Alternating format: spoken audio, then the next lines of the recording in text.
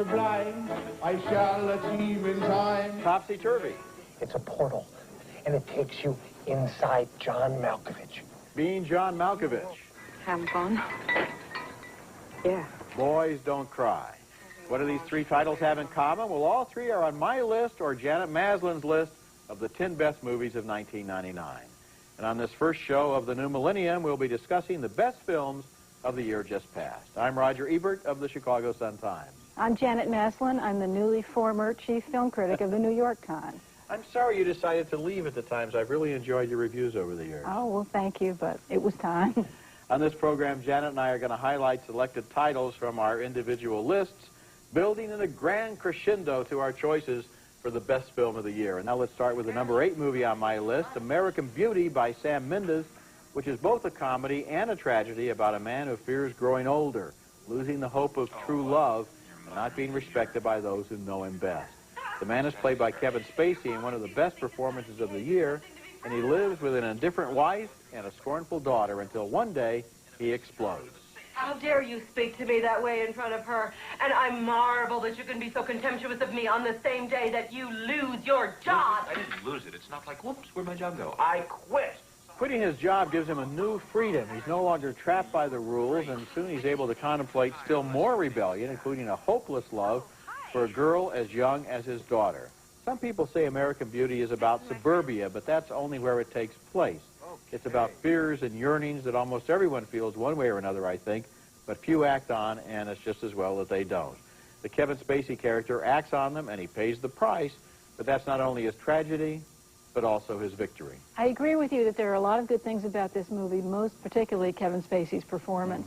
But there's also something about it to me that just feels very familiar, that there's nothing really in it that we don't already know in terms of its satirical edge. I think it's telling us very familiar things about American life. Well, you know, a lot of movies are familiar, and it's really the style and the tone and the energy, I think, that makes them new. And in this case, what I see is a guy who really feels trapped by the deal that society has given him. And I think we can see that in a lot of the movies this year, where people feel like institutions or rules or the emerging modern society or whatever has really got them pinned down. Well, that's true, but I do think there's a cynicism to this film that's really kind of one note and is laid on very thick. Let's begin my choices on a note of controversy. Eyes Wide Shut is liable to be some people's least favorite film of the year, but it's on my list at number 9. I think it's a strange, unsettling, and subliminally powerful film that takes the audience into a waking dream state along with the characters. If all it took to be great were to be misunderstood, this mass-marketed, not-so-sexy Stanley Kubrick art house film would be the year's big winner for sure. And why haven't you ever been jealous about me? Well, I don't know, Alice. Maybe because you're my wife. Maybe because you're the mother of my child, and I know you would never be unfaithful to me. The main character in this film is a self-satisfied doctor played by Tom Cruise. And then we see him suddenly thrown off balance, and he tries to navigate a path between socially acceptable impulses and forbidden ones. You could say that this is the film's way of turning his battle with sexual temptation into a metaphor for civilization as a constant struggle, or you could say that it cannot have been easy to put so many naked extras into a film and make it dull. I like the first interpretation. I think Eyes Wide Shut will stand the test of time. Well, I agree with you. I know it'll be a controversial choice because a lot of people didn't like this movie. It's not on my top 10 list, but it's right below it. It's kind of tied for 11th place, and I admired it very much. I think people went to the see it feeling for a of lot of the wrong reasons. They were lured into it thinking that it was going to be something that it just was not. It's a good film, so we agree on that. The number 5 film on my list is Bringing Out the Dead by Martin Scorsese, and this is about a harrowing 3 days spent with Nicolas Cage as a paramedic in New York's Hell's Kitchen. In one scene after another, this great director evokes fear, dread, guilt, and passion. You swore that you'd fire me if I came in late again. You swore. I'll fire you tomorrow. Even better than that. What was I thinking about? I could forward you some sick time. Bringing Out the Dead was a rare box office failure for Scorsese, and the critics didn't exactly line up behind it either. But since all of the skill and craft and art were there, why didn't more people respond positively to this film? I think maybe it's because the film is so sincere, so heartfelt, in a time when audiences like their tragedy to be laced with irony, like in American Beauty. Scorsese doesn't put his movies in quotation marks. He means them. And Bringing Out the Dead is about the existential choice to keep on trying and hoping even when nothing seems to work and all hope seems to fade. I really respond viscerally to this film, as I did to a lot of his films. Well, I did too, also scene by scene. You mentioned it that way before. For me, the problem with it is more just the way it does or doesn't hang together. I thought, for one thing, it's in the shadow of Taxi Driver. It's very like kind of a later look at some of the things he did early in his career. That colors it a little. And I thought on its own, it doesn't really cohere that much. I did admire a lot about it. You know, all great artists, though, and I think he is a great artist, have a consistency in their themes and in their obsessions over a period of time. And this is another driving through the city of hell movie like Taxi Driver, but I think that here you have more hope. I mean, Nicolas Cage wants to redeem. He wants to cure. He wants to help. And I'm talking about millions in Kuwaiti bullion. You mean them little cubes you put in hot water to make soup? No, not the little cubes you put in hot water to make soup. continuing our special show on the best 10 films of the year, my list, and Janet Maslin's list from the New York Times.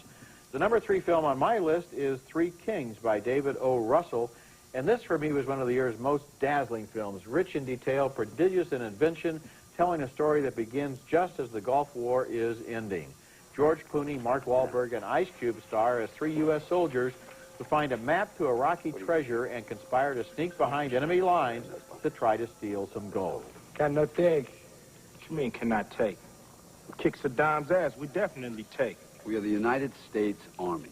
You are 3 guys with a bunch of civilians and no Humvee. So the movie is an adventure, yes, but it's also a lot of other things. It's about how the world is shrinking, so you can no longer objectify people as foreigners.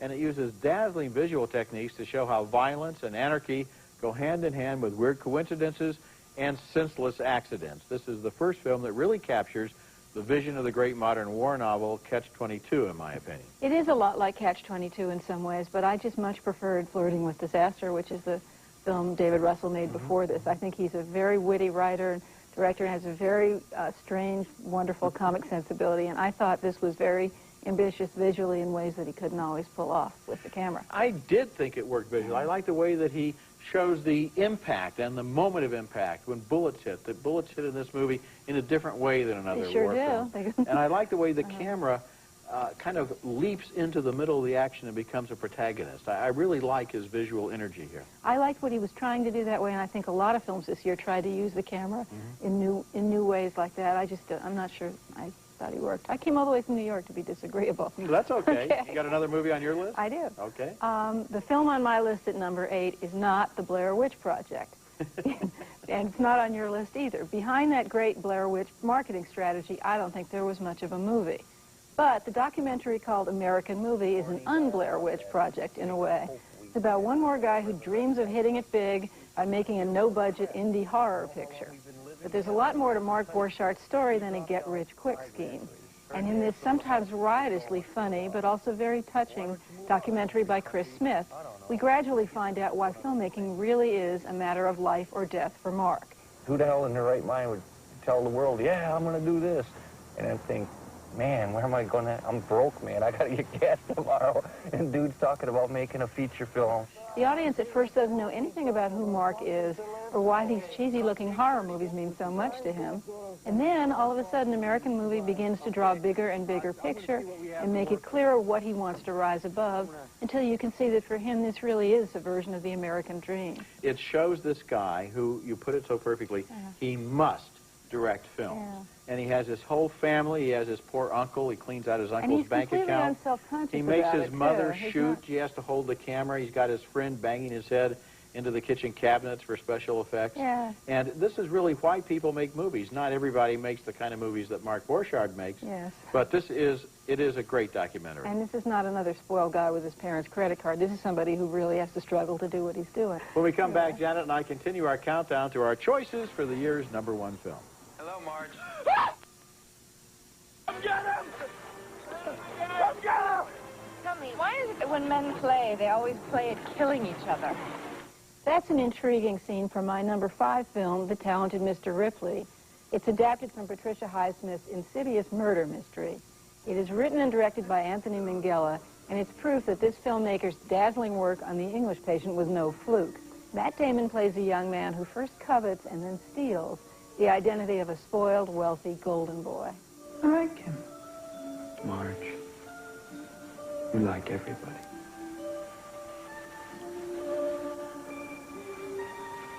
Oh, I like him. There's an obvious debt to Hitchcock here in the choice of a Highsmith novel, the La Dolce Vita allure of the late 1950s, and even the casting of Gwyneth Paltrow as the sophisticated blonde. But Minghella's own style is much more sensually suggestive than Hitchcock's, and he presents strong, ravishing imagery here that seems entirely his own. This may be a genre piece, but I think it's also bracingly original. Oh, it is, and I think Hitchcock would have been attracted to this material very much. What's interesting is the Ripley character, who, of course, Highsmith went on to write more novels about, and this is a person who, as he complains in the film, has no being. There is no one inside. He adopts or annexes the personalities and existence of other people. He is just kind of a human vacuum, a need to be someone. And I think that's really his motive here. He doesn't want to be rich. He doesn't want the girl. He doesn't want the car. He wants to be somebody. It's tricky and clever in the way that people don't usually make thrillers these days. That's what I like about it. It's a good film. Okay, now for the #2 movie on my list, Magnolia, which tells a series of interlocking stories in a Los Angeles that seems to be vaguely heading for some kind of biblical apocalypse. The movie was written and directed by Paul Thomas Anderson, whose Boogie Nights took a similar approach to the pornography industry, but now he focuses on aspects of more mainstream show business and the way the city seems haunted by the ghosts of past glories. Here, William H. Macy plays a foolish middle-aged man who was once briefly famous long ago. I'm Quiz Kid Donnie Smith from TV. Might have been before my time. Magnolia is about the way life is arbitrary and accidental, no matter how many plans we make, and it has a brilliantly unexpected conclusion that pulls the rug right out from under all of our expectations.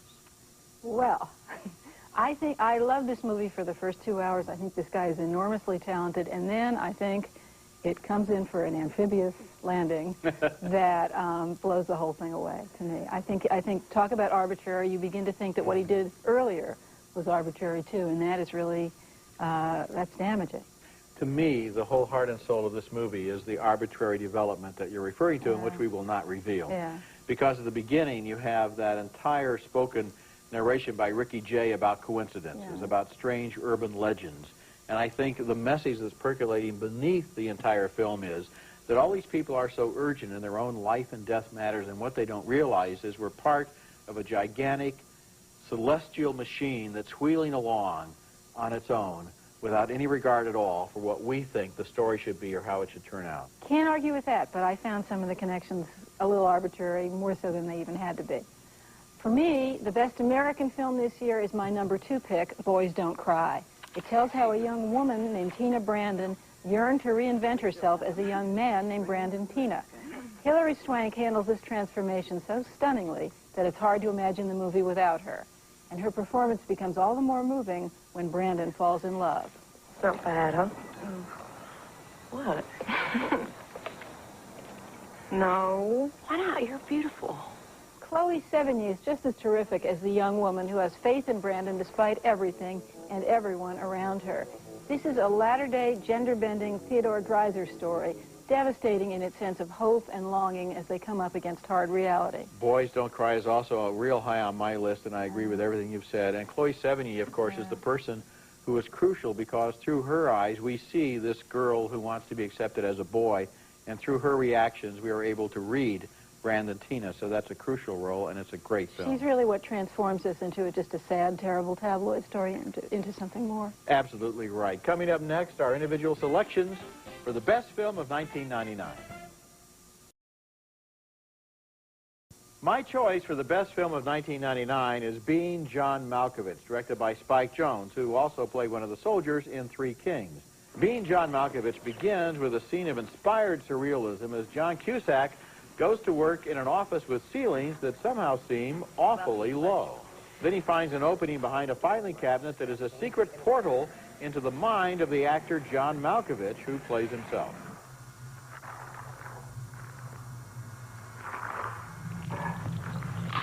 There's even a moment when John Malkovich goes through the portal and winds up inside his own mind, which is kind of like disappearing down the black hole of your own personality. I have a hunch this film will still be delighting audiences at the end of the next century. If I had to put one film in a time capsule about how Our minds are beginning to work with all the crazy new possibilities that technology gives us and the idea of portals and brains and all the other crazy stuff that's in here. This is the one I'd choose. There's something about it that really strikes a chord. It's on my list, too. And it's so funny, too. I mean, it just, when I wasn't laughing, I was chortling. When I wasn't chortling, I was smiling. And what I was amazed by was that Spike Jones comes up with new inventions right to the end. The last half hour is as amusing as the first half hour. Nothing better than not knowing what's going to happen next. It's got a wealth of inspiration. Yeah. It's a wonderful film. I agree. But my choice of the best film this year is Topsy-Turvy. Maybe it's hard to believe that a film about Gilbert and Sullivan and their reign as kings of late 19th century light operetta could be this enjoyable.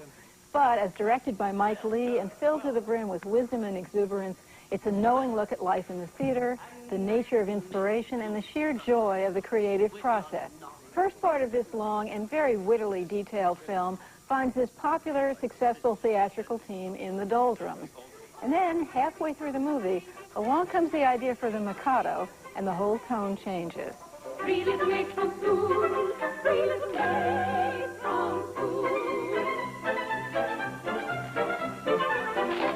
It is like watching the sun come out.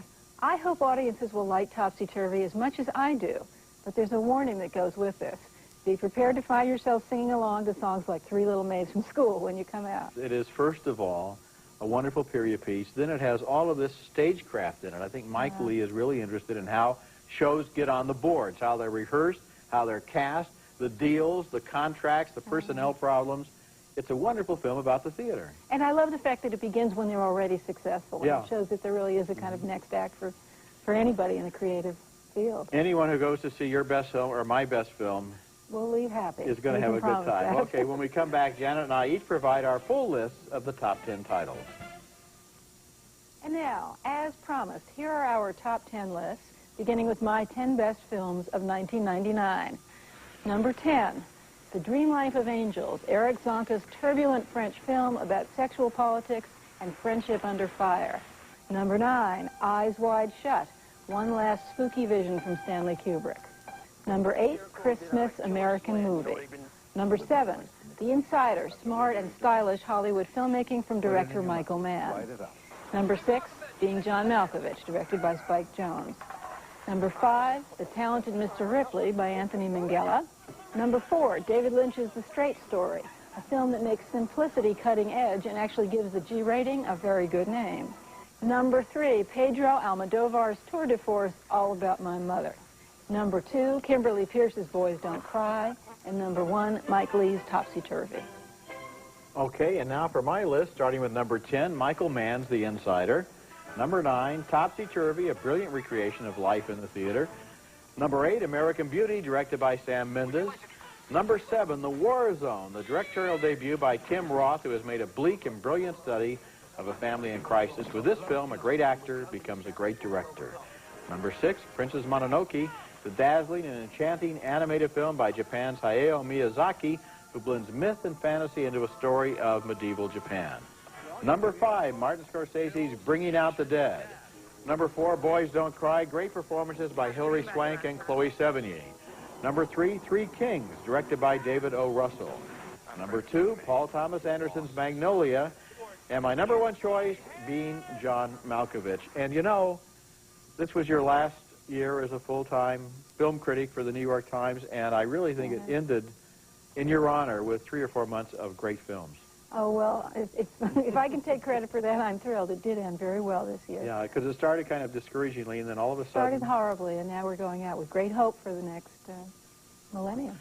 Yes, we are. Remember, you can check out our top 10 lists on the web at ebert-movies.com, part of Go Network, and also on our individual newspaper websites. Next week, the other side of the coin, our special show on the worst movies of 1999. That's next week, and until then, the balcony is closed.